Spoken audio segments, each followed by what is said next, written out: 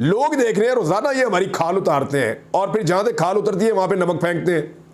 अभी जो बिजली की कीमत बढ़ गई है, जो बुनियादी कीमत है बिजली के यूनिट की, वो 49 रुपीज के करीब पहुंच गई, 49 रुपए। कहां 15-16 रुपए इमरान खान साहब के दौर में थी, आज 49 रुपए, 3 गुना ज्यादा हो गई है। और अगर आप बिजली का एक यूनिट ओवरऑल लगाएं, सरचार्जेस और बाकी जो सारी वो टैक्सेस हैं वो मिला के, तो ये 65 रुपए का यूनिट पड़ता है। पाकिस्तानी 65 रुपए का यूनिट बिजली का खरीद रहे हैं, जो 16 रुपए का खरीद रहे थे। 16 चौके 64 होता है, 4 गुना कीमत बिजली की बढ़ गई है। उस टाइम पे जो लोग गले फाड़ते थे ना, चीखे मारते थे, बाहर सड़कों पे निकल जाते थे, नाच नाच के घुंघरू तोड़ देते थे, तवे पे बैठ जाते थे जो लोग, वो लोग अब बात करने के लिए तैयार नहीं है। माइक लेकर गरीब आदमी के मुंह में तुम देते थे, हाँ जी बिल आया, हुन मजा आ रहा है, इस तरह की बातें करते थे।